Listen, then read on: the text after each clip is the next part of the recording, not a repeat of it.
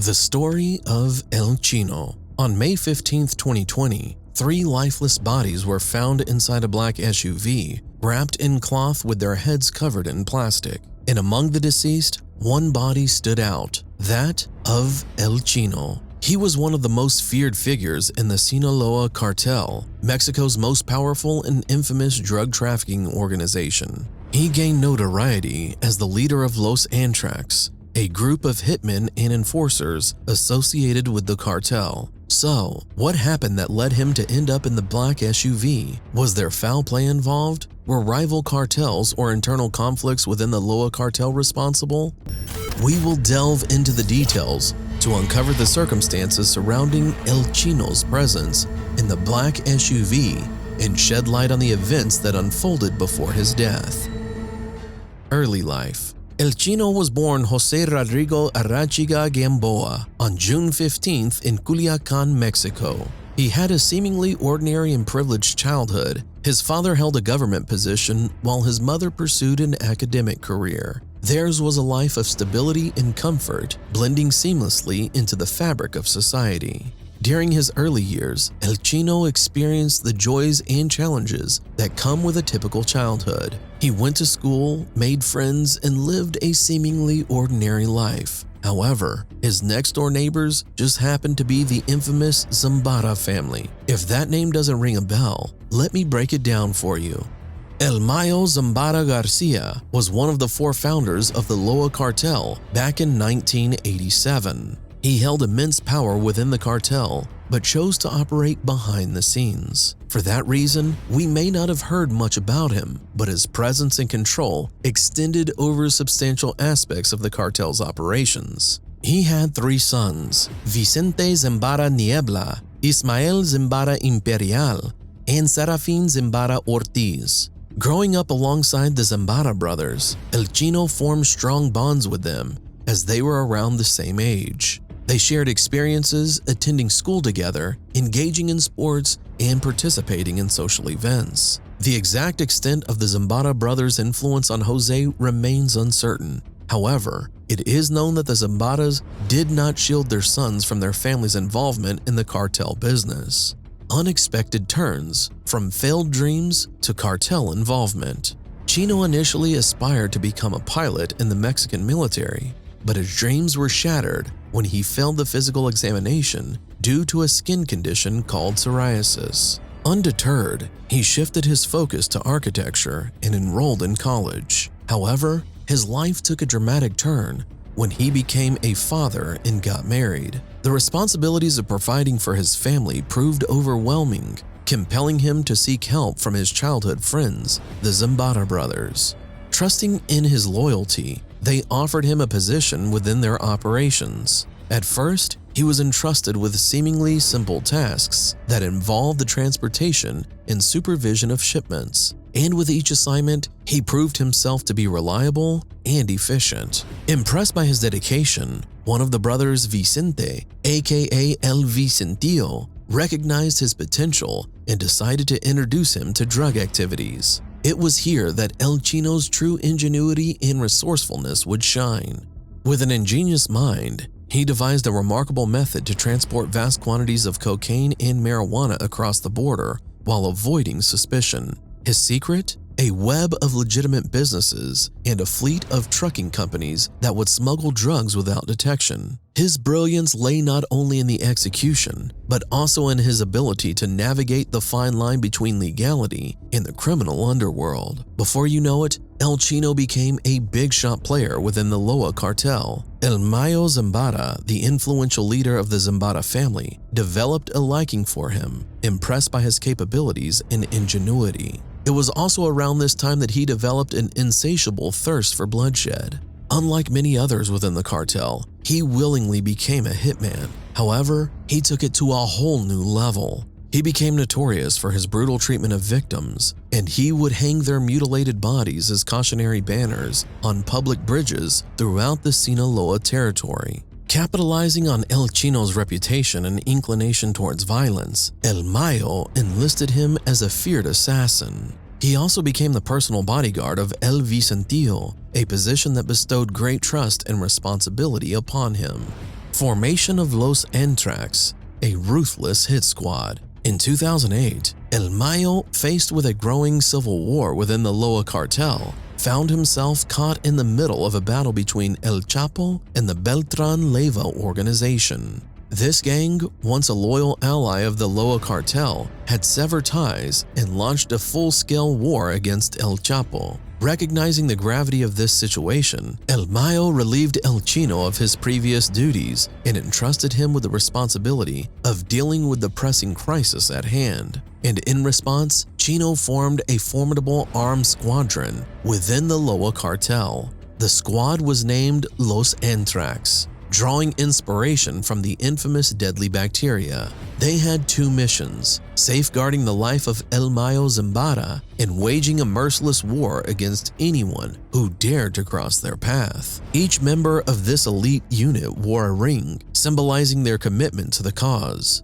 It's at the helm of this hit squad that he adopted the moniker El Chino Anthrax, translating to the Chinese Anthrax. Over a 5-year period, the hit squad unleashed havoc upon Loa, engaging in relentless violence against rival crews, including the Beltran Leyva organization. Their clashes resulted in casualties on both sides, even affecting innocent civilians. As the violence escalated, rival cartels and the Mexican military intensified their efforts to dismantle Los Antrax. The downfall of El Chino. The escalation of violence between rival cartels reached new heights, plunging the region into chaos and bloodshed. But after a while, the rival cartels ganged up and started to target and eliminate members of Los Antrax. The situation became even worse when the Mexican military joined the party, further intensifying the conflict. As the El Chino gang faced relentless attacks, his once formidable leadership skills began to show signs of weakness in the eyes of El Mayo. The mounting pressure and continuous onslaughts had taken their toll, casting doubts on his ability to lead effectively.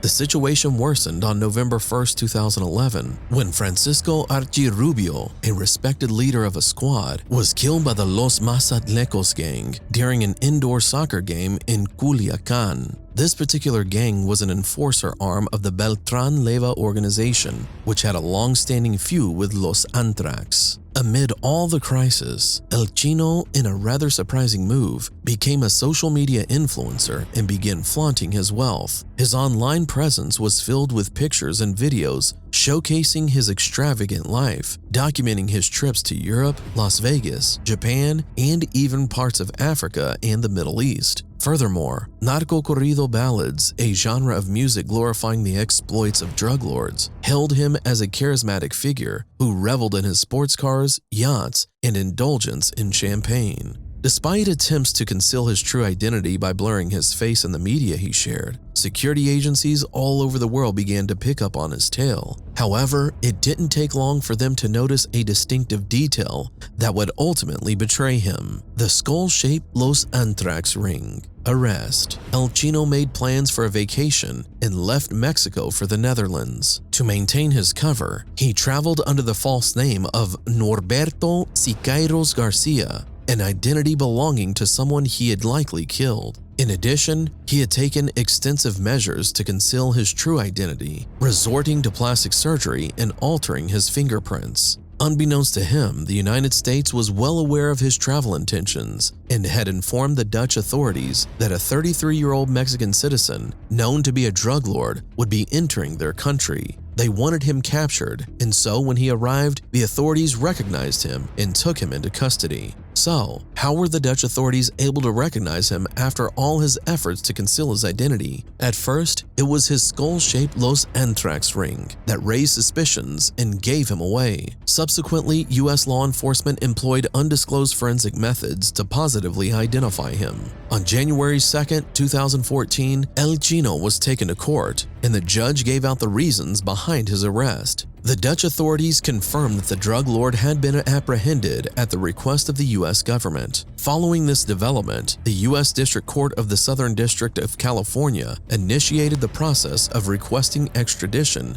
to bring him to stand trial in the United States. Extradition and trial. After the extradition was authorized, El Chino was transported from Amsterdam to the US on July 10, 2014, under tight security of the DEA and the US Marshal Service. Upon arrival, he was promptly taken into custody and officially booked for drug-related charges. The following day, he was taken to court to face formal charges related to drug offenses and pleaded not guilty to the charges pressed against him. However, as the legal proceedings progressed through several subsequent hearings, he changed his mind, and on March 20, 2015, he pleaded guilty. According to court records, the DEA possessed documents that provided evidence of his involvement in approximately 50 drug trafficking shipments between Mexico and the United States. In his admission, he confessed to his direct participation in smuggling cocaine and marijuana into the United States. Moreover, he acknowledged his role in facilitating violent activities while operating as part of the Loa cartel. This sudden change of heart raised suspicions and left numerous questions unanswered.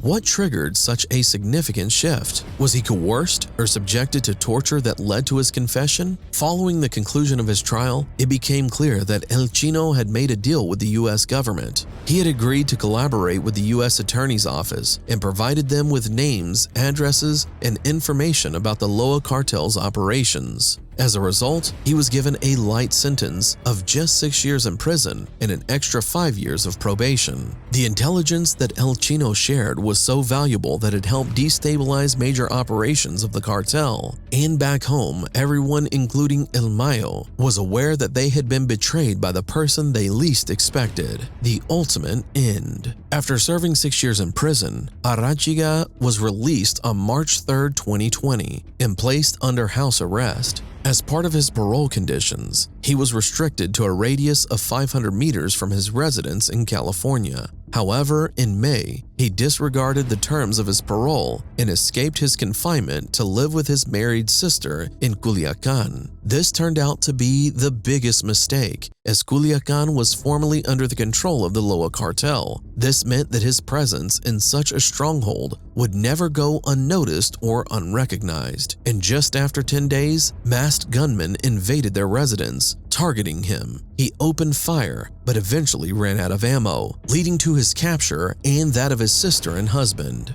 The following morning, their lifeless bodies were discovered inside a black SUV, bearing signs of both torture and gunshot wounds. They were also wrapped in cloth with their heads covered in plastic bags. Initially, it was hard to determine the people responsible for the assassination. Despite widespread speculation, pointing fingers at the Tijuana cartel and the remnants of the disbanded Beltran Leyva organization, the truth remained elusive. However, one undeniable fact emerged from the aftermath of the tragedy. There were no acts of reprisal, retaliation, or revenge that followed when the assault had taken place deep within Sinaloa territory. This strongly suggested that the order for the assassination had come from El Mayo, as nobody could have launched such an attack without his knowledge. Conclusion: the motive behind El Chino's return to those he had betrayed remains unknown. His decision to trust his former associates raises questions about his judgment and whether he believed they would forgive his betrayal. All in all, his story gives us a glimpse of the dangers and consequences related to drug activities where forgiveness is scarce and disloyalty can turn into a death sentence.